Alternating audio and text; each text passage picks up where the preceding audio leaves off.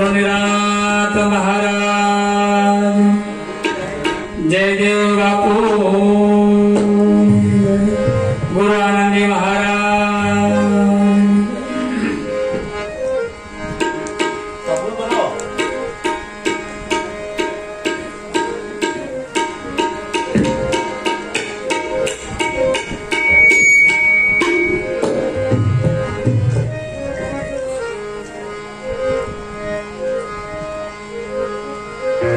गुरु शब्द एक मंत्र है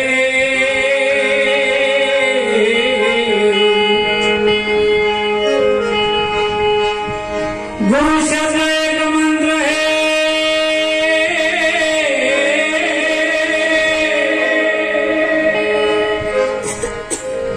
चंद्रमय मंत्र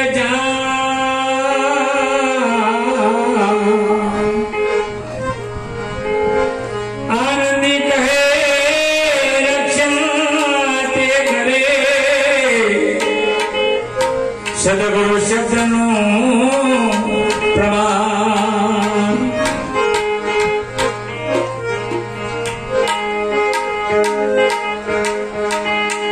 सदगुरु मोक्ष का धाम है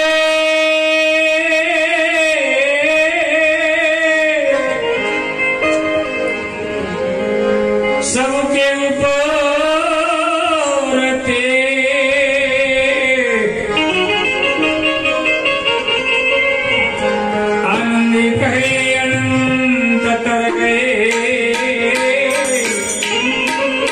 बोला सदगुरुदेव की जय। हुकाम बिना करियो सीधने करे तारो अवसरियो बगड़े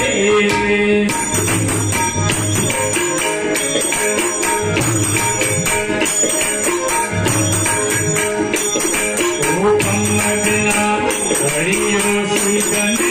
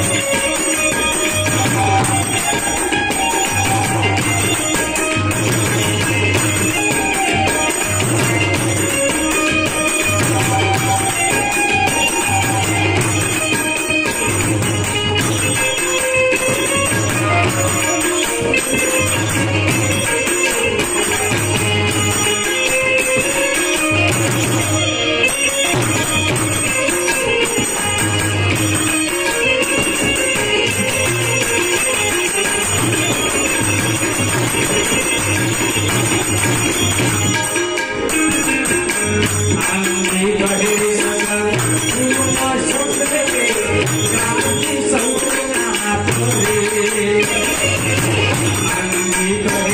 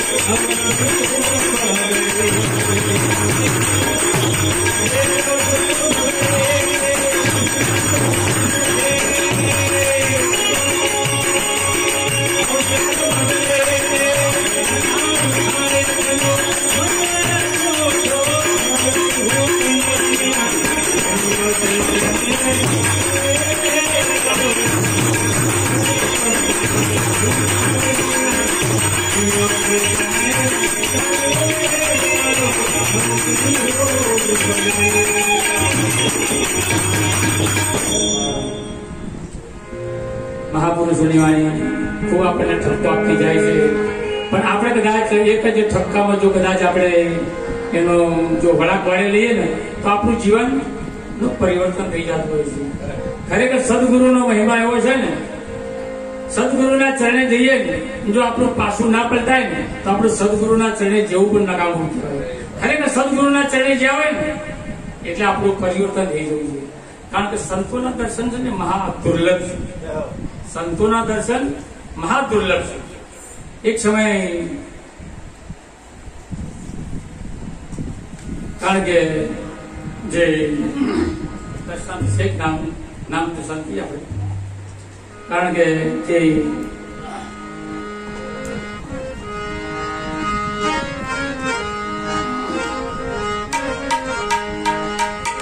ભગવાનના દરબારમાં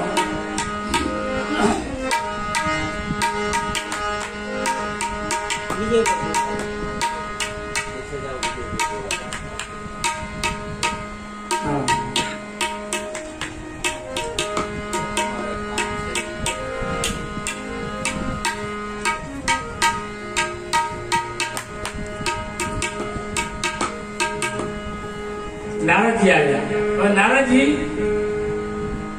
કે સંતના દર્શન કરવાથી શું થાય? ભગવાન કહે જો ડાયરેક્ટ હું જવાબ આપી દઈશ તો કે ખબર નહીં પડે, પણ કે જે જગ્યાએ જે પોદરો પડે ને પોદરો અમુક કામના ઠેકાણે એ પોદરાની અંદરમાં તમે જાઓ પેલા, એની અંદર એક કીડો હશે. કીડો એ કીડાને પૂછજો સંતના દર્શન કરવાથી શું થાય? નારદજી તો પૃથ્વી પર આવી અને પેલો જે પોદરો પડ્યો ને એ પોદરાની અંદરમાં એક નાનો કીડો હતો. એ કીડાને બહાર કાઢી અને નારદજીએ પૂછ્યું કે સંતના દર્શન કરવાથી શું થાય? તો પેલો કીડો જે હતો એ કીડો મરી ગયો. જવાબ કોણ આપે છે? એ તો ભગવાન પાસે પાછા આવ્યા તો કે પ્રશ્ન પૂછ્યો અને કીડો હતો તે મરી ગયો. જવાબ મને કઈ ના મળ્યો.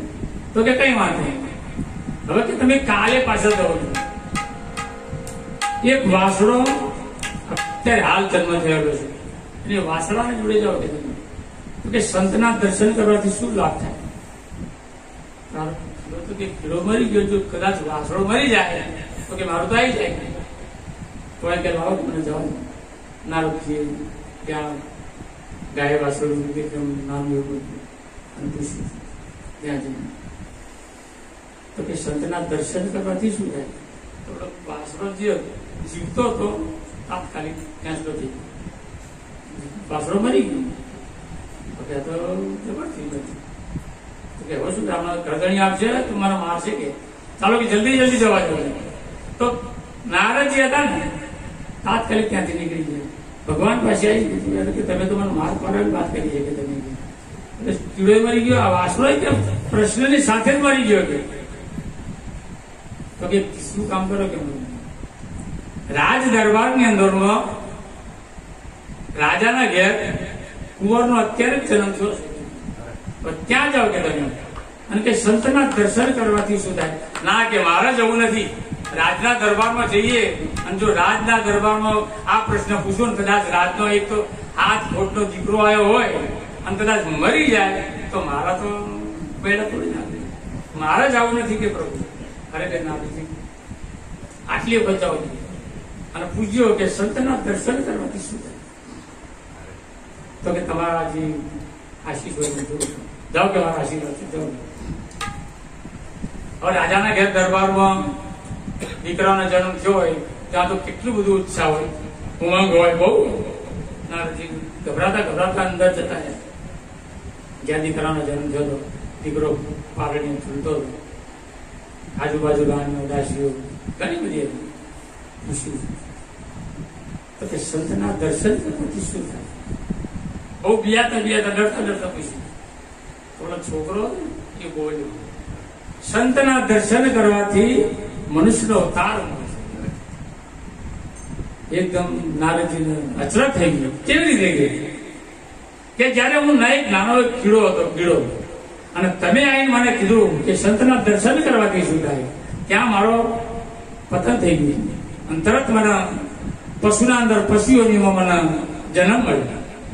જયારે તમે પશુઓની આવીને પૂછ્યું તમે મને કે સંતના દર્શન કરવાથી શું થાય, ત્યાં પણ મારું મૃત્યુ થઈ ગયું. અને સંતના દર્શન કરવાથી આજે કારણ કે તમે સંત છો અને દર્શન કરવાથી મને એક મનુષ્યનો અવતાર મળ્યો છે. ખરેખર ત્યાં જઈ અને નારદજી પૂછ્યું ભગવાનને કે તમે મને એક સંતના દર્શન કરવાથી કે એમ કે મનુષ્યનો અવતાર મળતો હોય. ખરેખર આપણને મનુષ્યનો અવતાર મળ્યો છે, પણ ભોગવતો નથી આવડતો. જયારે દેવના દરબારમાં જે દેવો છે એમને મનુષ્યનો અવતાર લેવો છે, પણ એમને મળતો નથી. કારણ કે તમારો હજુ ઘણી વાર છે. અને આપણને મનુષ્યનો અવતાર મળ્યો છે તો આપણે ખાવા પીવાનું ભોગ ભોગવવામાં આપણે વર્ષો વિતાઈ નાખીએ છીએ. એટલે મનુષ્યનો અવતાર ખરેખર બહુ દુર્લભ છે.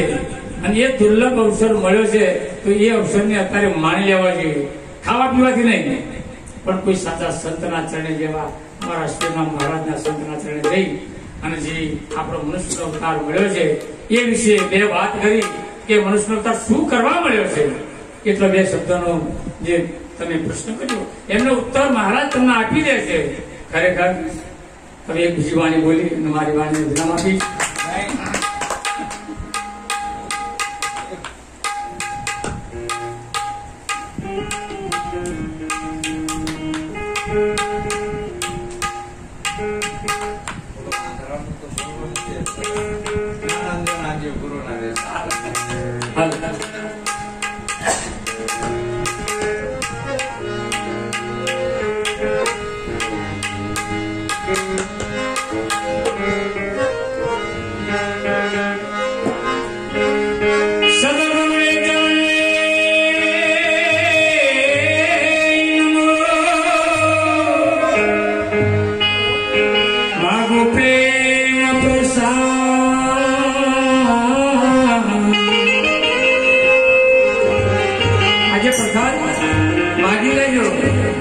ગુરુ પૂર્ણિમાનો દિવસ છે અને પ્રસાદ કઈ ખાવાની નહીં, આ સત્સંગની પ્રસાદ છે.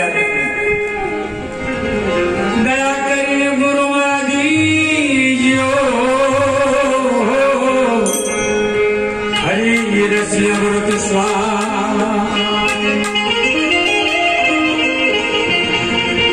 હરાણું મન તો હજી ના સમજે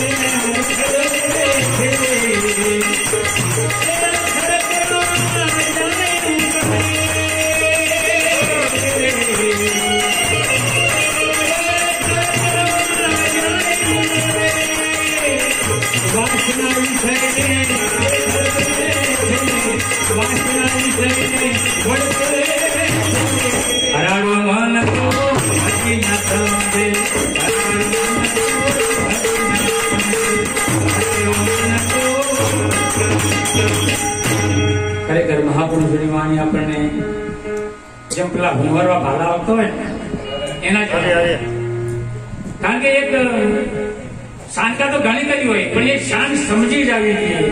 આપણા જીવનની અંદર સવારે ઉઠીએ ને અને સાંજ સુધી ઊંઘીએ ને શાંકા જ બતાવતા હોય છે અને એ શાંત જો આપણે સમજી જઈએ ને તો આપણું જીવન પરિવર્તન થઈ જાય. એ શાંત સમજીને સદગુરુના ચરણે જતા રહીએ ને જે પાણી ફાટતું હોય ને આડું ઓડું જાતું હોય ને એ બંધાઈ જાય. કારણ કે એક વખત 500 ગ્રામની 3 સોનાની મૂર્તિઓ બનાવી રાજાએ અને પ્રધાને કીધું કે આ 3 સોનાની મૂર્તિઓ છે અને એનો ભાવ તમારે કરવાનો છે. 500 ગ્રામની મૂર્તિઓ છે તો એ જે ભાવ થતો એ ના કે આની અંદર બહુ જમીન આસમાનનો ફેર મૂકેલો છે અને આની તમે સાચી કિંમત કરી લાવો ને તો બરાબર કહેવાય, નહીં તો પછી ટકે શેર ભાજી ટકે શેર ખાધા એ બરાબર કહેવાય નહીં. તો કે રાજાની વાતમાં કંઈક વાત છે. એ 500 ગ્રામની મૂર્તિ 3 લઈ અને બીજા ગામ જતા રહ્યા એટલે જ્યાં બધું સભા બેઠ્યો ને ત્યાં કે ભાઈ અમારા રાજાનો એવો હુકમ છે કે આ 3 મૂર્તિઓનો ભાવ અલગ અલગ કરવાનો છે.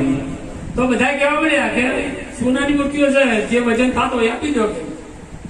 સોનાની મૂર્તિઓ છે 3 એનો જે ભાવ થતો આપી દો. તો કે ના આનો ભાવ અલગ અલગ થવો જોઈએ. તો કોઈએ ભૂલ કર્યું નહીં. ત્યાંથી બીજા ગામ ગયા, ત્રીસરા ગામ ગયા, પણ કોઈએ ભૂલ કર્યું નહીં. આ ફરતા પ્રધાનજીને લગભગ 2 મહિનાનો ટાઈમ થઈ ગયો પણ સાચો કોઈ એનો મૂલ કરી શક્યા નહીં. પ્રધાનજી કે આ તો તમારા વગર મૂલ્યા તો પાછું જવું પડશે. લાગે કે આ બીજા ગામમાં જઈ આવું અને કદાચ આનો મૂળ થઈ જાય તો એ ગામમાં જઈ અને વાત કરી કે ભાઈ હું 2 મહિનાથી ફરું છું પણ આ હોનાની મૂર્તિઓનો કોઈ ભૂલ કરી શક્યા નથી. અને આ હોનાની મૂર્તિ છે ને એ ત્રણ છે, પણ અલગ અલગ ભાવ કરવાનો. મહારાજ જેવા આવી આમ વાતમાં કંઈક છે બરાબર. ત્રણ મૂર્તિઓ જોઈ બરાબર, એકદમ નિરખી પરખી જોઈ. ત્રણની મૂર્તિનો તમારે તો તોલ થઈ જશે ને ભાવ પણ થઈ જશે. બોલો કે આ જવાબ કોણ જોઈએ? કે મારા રાજાને જોઈએ છે. તો કે તમારા રાજા પાસે કેવું છે કે આપણે અહીંના હિસાબ બતાવી દેવો છો? કે ના, કે મારા રાજાને બતાવો ભાઈ, આ મારે જોઈતું નથી. તો કે ચલો તમારો દરબારમાં ગયા. રાજા ગયા એટલે કે આનો હિસાબ થઈ જશે અને તમારાનો મૂળ તેને તો અલગ અલગ થશે. તો કે બતાવો. પહેલી મૂર્તિ બતાવી તો કે જુઓ, આ તમારી 500 ગ્રામની મૂર્તિ ખરી, કોનાની ખરી, પણ એની 4 બદામ આવશે. 4 બદામ આવશે. રાજા બરોબર છે. પછી બીજા, આ બીજી મૂર્તિ ખરી પણ એનો કોઈ ખાસ કિંમત આવે એમ નથી. અને ત્રીસરી મૂર્તિ રાજા, આનું મૂલ્ય એવું થાય કે તમારું આખું રાજપાટ આપી દો ને તો એનું મૂળ થાય નથી. તો કે એનો અમને વિવેક કરીને બતાવો કે તો અમે એમ ના માની લઈએ. જો વિવેક કર્યા વગર કે હવે તમે કહો અમે કેમ માની લઈએ? તો કે લાવો એક સળી, નાની સળી લાવો. સળી લાવી અને જે મૂર્તિની અંદર કાન બનાવેલા, આંખો બનાવી, નાક બનાવી, નાભી બનાવી, બધું તમામ આખી માણસ જે મૂર્તિ એને કાનમાં નાખી તો હું મારો આ કાન તેના પિતા કાન. તો કે જો આ મૂર્તિ જે છે ને એ 4 બધામાં જ આવે. ભલે એ 500 ગ્રામ મોડું હોય પણ કોઈ એનો તોલ નથી. 4 બધામાં. પછી એક મૂર્તિને કાનમાં નાખી તો સીધી મોઢામાં. તો કે આ કિંમત થાય ખરી પણ બહુ કિંમત કહેવાય નહીં, એની ખાલી આવડ જાવડ ભાવ થાય. પછી ત્રીસરી મૂર્તિ કાનમાં હળી નાખી અને શેખ નાભીમાં. તો કે રાજાજી, આ જે મૂર્તિ છે ને એનો આપણો આખો રાજપાટ આપી દઈએ તો એ ઓછું પડે. એટલે કહેવાનો મતલબ એમ કે આ બધી 500 5 તત્વની મૂર્તિઓ છે. આ બધી મૂર્તિઓ છે. પણ જો કદાચ સાંભળી, આજે ભજન સત્સંગ સાંભળ્યો હોય અને આ કાને કાઢી દઈએ તો એની કોઈ કિંમત નથી. કારણ કે માણસ સાંભળી અને આ કાને કાઢી, આ સાંભળો એની કોઈ કિંમત નથી. ભલે એના ઘેર મોટો હોય, એની સમાજમાં મોટો હોય, પછી ગમે તે ફરતો હોય, ઘોડા પહેરતો હોય, ચોંધી પહેરતો હોય, પણ એની કિંમત કોઈ નથી. અને જે કાનમાં નાખી, જે મોઢામાં કે સાંભળેલું, આજે સત્સંગ સાંભળ્યો હોય અને કાલ બીજો ભજન સત્સંગ ચાલતો હોય એમાં એ દાખલ કરે, એ બોલવાનું કરે, પણ સોચી સમજી અને વિચારી બોલતા નથી. કારણ કે અનુભવ વગરની વાણી હોય ને એ નકામી પડે. અનુભવ વાણી હોય ને, લક્ષ્મી મારું નાખો મહારાજ હતા એમને તમે એ કોઈ ગોખી નથી આવતા, પણ અહીંયા આવે ને એટલે માહોલ જોવો. અને માહોલ એકદમ પકડે ને એટલે સરવાણી ચાલી જવા પછી. કારણ કે ગોખી ના બોલાય પછી, કારણ કે અનુભવવાની કહેવાય. એટલે આ કાનેથી આગળ મોઢામાં બોલી નાખે એટલે આને બહુ ખાસ કિંમત આવે નહીં. અને ત્રીસરી કે જે કાનમાં નાખીને નાભીમાં ઉતરી, આ કોઈ સંત મહાપુરુષ હોય એ જ આ વસ્તુ ખમી ગઈ. કારણ કે કાનમાં નાખી હોય અને નાભીમાં પોગાડવું એટલે જેવા તેવાનું કાર્ય નથી. એ તો મહારાજો જેવા, અશ્વિન મહારાજ જેવા મહાપુરુષો જેવા હોય એને જ આ કાર્ય સુધારે. કારણ કે એની કિંમત છે ને, આખું રાજપાટ આપી દઈએ ને તો એ કિંમત કોઈ કરી શકતા નથી. એટલે આવી કિંમત હોય છે. ખરેખર આપણે 5 તત્વોનું જે પૂતળું હોય છે આપણે, અને એ પણ આ બધી મૂર્તિઓ છે આપણી, અને આ મૂર્તિઓની કિંમત ક્યાં થાય? કારણ કે સાચા સદગુરુના જો ચરણે જતા રહીએ તો જ એ મૂર્તિની કિંમત થઈ જાય, અને એ સિવાય કિંમત થાય એમ નથી. ખરેખર જીવનની અંદર આપણને મનુષ્યનો અવતાર મળે છે અવસર એને ના જાય એ બહુ ધ્યાન રાખવાનું છે. કારણ કે આપણો અવસર 50-70 વર્ષનો છે. આ અવસર કેટલા વર્ષનો? 70 વર્ષનો. પણ ભગવાન મોકલ્યા ભજન કરવા માટે, આપણે શું કરી રહ્યા છીએ? ખાવાનું, પીવાનું અને ઊંઘવાનું. આ 3 વસ્તુ સિવાય બીજું કઈ નથી કરતા આપણે. ખાવાનું, પીવાનું, ઊંઘવાનું. ખરેખર આપણને અવસર મળ્યો છે તો સદગુરુના ચરણે જઈ અને ભગવાનનું ભજન કરો, ગુરુ મહારાજનું ભજન કરો. જેવી રીતે જય મહારાજે ભજન કર્યું છે ને, કારણ કે અમે પૈસા ભેગા નહીં કર્યા એમને, કારણ કે ભજન જ કર્યું છે એમને. એટલા અત્યારે ચારે બાજુ એમની સુવાસ છે. અગરબત્તી બળતી હોય ખરી, પણ એની સુવાસ ચારે બાજુ છે. એટલે આજે જય મહારાજ ચારે બાજુ ગવાઈ રહ્યા છે. આજે ઠેર ઠેર ભજન થઈ રહ્યા છે ગુરુપુરમના, કારણ કે એમને ભક્તિ કરી છે, એવું એમને કાર્ય કર્યું છે, એવા એમના ગુણ કર્યા છે. કારણ એ ગુણ કહેવાય છે. કારણ કે અશ્વિન મહારાજના ચરણે જઈ અને કોઈ મહાપુરુષ હોય એ આપણે સદગુરુના ચરણે જઈ વસ્તુ, સાચી વસ્તુ શું છે, શું કહેવા માંગે છે, એ વસ્તુ લેવાની જરૂર છે. અને મારી વાણીને હવે હું વિરામ આપું છું. મહારાજ હવે વિજયભાઈને બોલાવો, એટલે એમને પણ આયા છે, બોલાયા છે, એટલે ખરેખર એમનો વાણીનો પણ લાભ મળવો જોઈએ આપણને.